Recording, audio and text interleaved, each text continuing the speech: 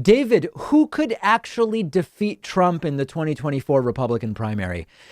I don't know how to answer this question unconditionally because it all depends on whether Republicans still like and support Trump in 2024. We talked with Bill Scher earlier this week, and he explained something that is intuitive to many of us, which is until we know what happens in 2022 and we see whether Trump is in or out of favor with Republican voters and the Republican elected officials between 2022 and 2024, how can we say what the outcome would be of a 2024 primary with Trump as a candidate? If Donald Trump still has the majority of the Republican electorate behind him, as he does today, nobody can beat him. Quite simply, nobody would be able to beat Donald Trump if come 2024, the numbers are as they are today, which is nearly 2/3 of Republican voters say if Trump started his own party, I would go with him and abandon the Republican Party. Something like 85% of Republican voters want Donald Trump involved in politics to some degree. If Donald Trump successfully plays kingmaker in 2022 because people donate to his Save America PAC, and then he successfully primaries some so-called rhinos that he doesn't like, Republicans in name only, basically Republicans that don't like Trump, like Mitt Romney. If Trump gets his, the Cawthorn, Boebert, Marjorie Taylor Greene types reelected and runs in 2024, nobody's going to be able to defeat Trump in the Republican primary. The general election is another question. On the other hand, if the Republican Party abandons Donald Trump, anybody could defeat Donald Trump. If the Donald Trump that runs in 2024 is sort of down and out, all of his friends have lost in 2022. The Republican Party has moved away from him, and it's become very clear that Joe Biden's pandemic response was the right response and just humiliates the failed response from Donald Trump in 2020. Then Trump really has no shot. And a lot of this has to do with the midterms. We don't know who will be revived through the midterms. If people like Cawthorn, Boebert, and Greene are reelected in the midterms, then Donald Trump could be sailing on the wings of them and even more Trumpian candidates to 2024. On the other hand, it could go very differently if the midterms don't go well for Republicans. Bill Scher said earlier this week that he has this hypothesis that one party has to lose the White House 3 times in a row before you see real introspection and change. If he's even partially right, Trump merely losing in 2020 is not going to be enough.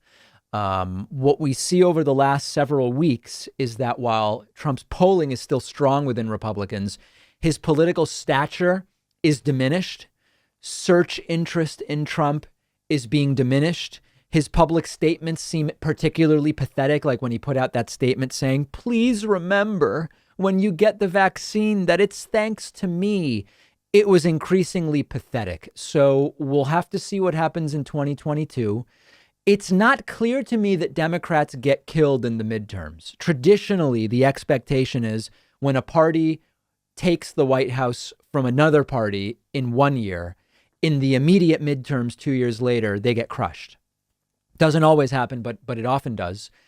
I don't know that it's going to be the way it goes in 2022. I think it's just early, but I think there's a lot of reasons that Democrats could actually do okay. If there is not, and a lot of this has to do with COVID and the economy, barring some like terrible COVID variant mutation that completely outruns the vaccines. We have a vaccination program right now that's going well, and we are likely to have modified boosters from Pfizer and Moderna maybe as soon as the fall, maybe January, which will deal with the newer variants. If we deal with the pandemic, vaccination continues going well, and it will be attributed at least partially to Joe Biden taking over. He got the stimulus bill done. If the economy does well, and the economy is expected, new Goldman Sachs, and listen, Goldman Sachs, love them or hate them, their timeline last April about the pandemic was exactly right. They predicted late November, early December, healthcare workers will start being vaccinated. Exactly the way it went. They said, here's when the final, the big peak is going to be. Goldman Sachs just put out a prediction, an analysis, a forecast that 2021 is going to be very good economically for the country.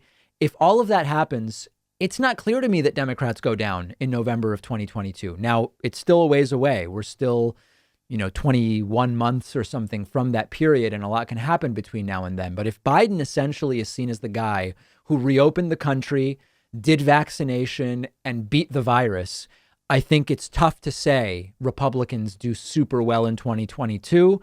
And that probably doesn't bode particularly well for Donald Trump in 2024. All speculative, all early. We'll wait and see. You may not have known this, but when you see me sitting here on the show, I am often wearing shirts by a company called Teddy Stratford. I asked them to be a sponsor because they are by far my favorite shirts that I own. With almost all other slim fit button-up shirts I've worn, you get this annoying stretched out gap in the chest where the buttons are, which does not look good. But what makes Teddy Stratford shirts unique is this patented zipper that's hidden underneath the buttons, which actually prevents the chest from looking weird and stretched out like that. It looks really good. And just all around, they cut the entire shirt in a specific way that makes your upper body look a lot better. It's just a much nicer and more stylish fit than you get from other shirts. And they hand make everything with 100% Egyptian cotton and flat felled seams, which means it's going to be a lot more durable than other shirts and last a lot longer, which I really love. Go check them out at davidpakman.com/Teddy. The link is down below and they'll give you 15% off your first order if you use the coupon code Pakman at checkout.